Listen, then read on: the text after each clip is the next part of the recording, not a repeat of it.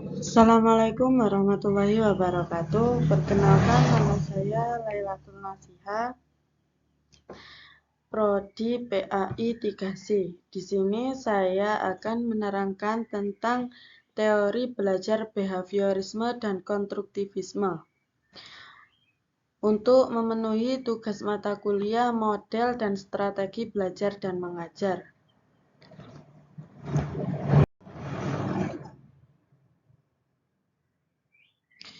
Teori behaviorisme atau behavioristik sering disebut sebagai SR, psikologis, adalah tingkah laku manusia dikendalikan oleh ganjaran atau reward dan pengetahuan atau reinforcement dari lingkungan. Behaviorisme yaitu teori pembelajaran yang mengamati dan mempelajari tingkah laku seseorang sebagai hasil dari pengalaman di masa lalu. Teori ini berkembang dan cenderung mengikuti aliran psikologi belajar, lantas menjadi dasar pengembangan teori pendidikan dan pembelajaran saat ini. Dan teori belajar behavioristik ini apabila tidak bisa terus dan diajarkan lagi, tidak bisa lagi, maka akan berlaku sistem hukuman dan dengan hukuman itu dapat membuat siswa jera dan akan membuat siswa untuk belajar lebih giat lagi. Contohnya, seorang anak disuruh oleh gurunya untuk menghafal perkalian dan maju keesokan harinya. Namun anak tersebut belum menghafalnya dan disuruh berdiri di depan kelas oleh gurunya dan boleh duduk hingga bisa menghafalkan. Teori ini masih banyak digunakan dalam kehidupan sehari-hari. Ya, maksudnya seperti yang tadi yang sudah saya jelaskan contoh tersebut, dan ini ada contoh lagi, yaitu adanya sistem poin ketika siswa melakukan pelanggaran terhadap aturan di sekolah. Pendisiplinan murid yang tidak mengerjakan pekerjaan rumah dengan mengurangi poin perilakunya yang menjadi pertimbangan pemberian nilai akhir atau nilai rapor.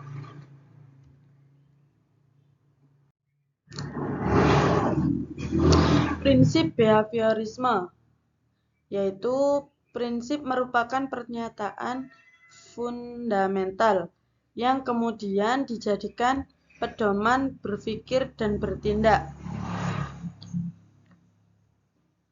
Prinsip ini tidak hanya dimiliki oleh manusia saja, tetapi juga teori behaviorisme ini juga memiliki prinsip juga.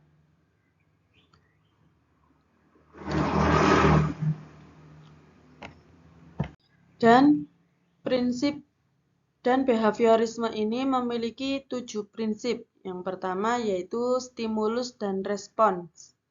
Yang kedua yaitu reinforcement atau penguatan. Yang ketiga yaitu penguatan positif dan negatif. Yang keempat yaitu penguatan primer dan sekunder. Yang kelima yaitu kesegaraan memberi penguatan. Yang keenam yaitu pembentukan perilaku, dan yang terakhir yaitu kepunahan. Pada teori behavioristik ini ada beberapa prinsip yang mencirikan teori kuno. Di antaranya yaitu reinforcement and punishment, primary and secondary reinforcement. Yang ketiga yaitu schedule of reinforcement. Yang keempat yaitu contingency management. Yang kelima yaitu stimulus control in operand. Yang keenam yaitu the elimination of response. Sebelum kita membahas para tokoh utama behaviorisme, bukan utama ya, para tokohnya, saya akan menjelaskan kelebihan dan kelemahan tentang teori behaviorisme ini. Kelebihannya yaitu teori ini cocok diterapkan untuk melatih anak-anak yang masih membutuhkan dominasi atau peran pengganti orang dewasa lantaran suka mengulangi dan harus dibiasakan. Suka meniru dan senang dengan bentuk penghargaan langsung, seperti pujian. Kelemahannya yaitu penggunaan hukuman sebagai salah satu cara mendisiplinkan siswa, baik hukuman verbal maupun fisik justru bersifat buruk pada siswa.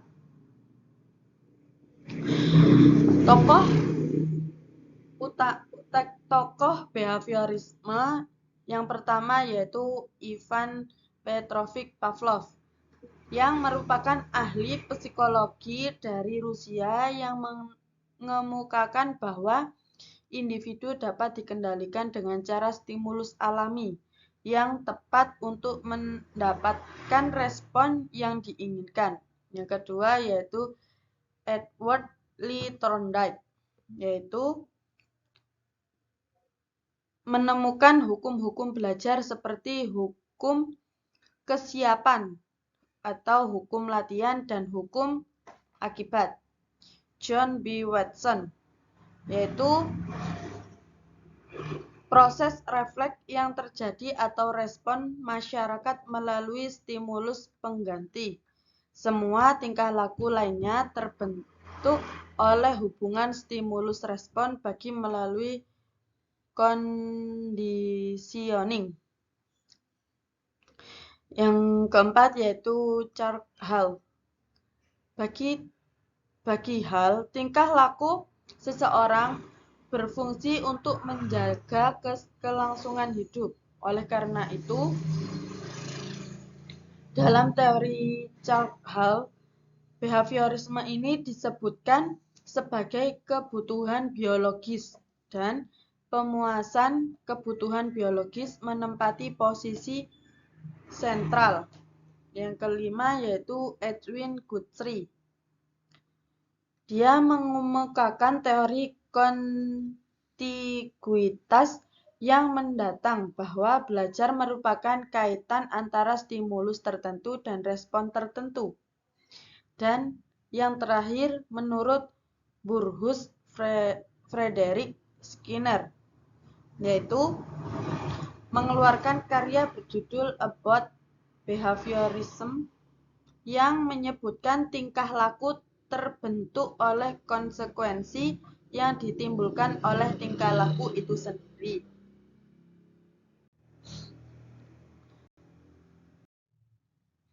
Dan kita membahas teori kedua yaitu teori konstruktivisme.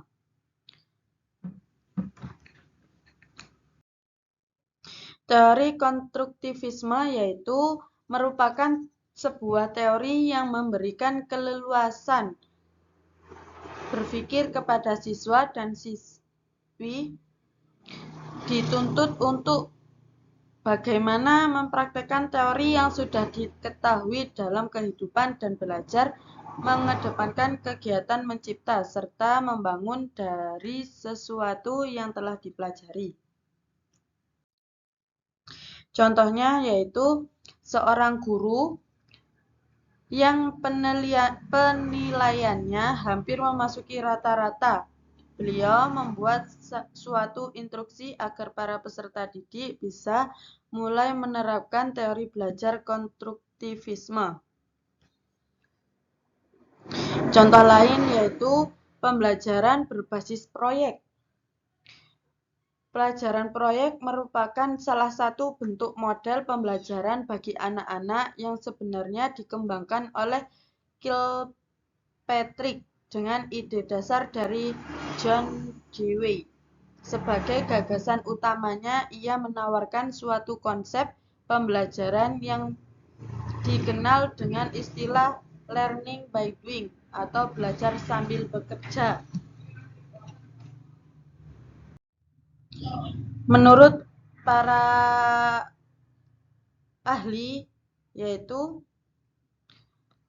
Jean Piaget memandang perkembangan kognitif sebagai proses di mana anak-anak secara aktif membangun sistem makna dan pemahaman realitas melalui pengalaman-pengalaman dan interaksi mereka.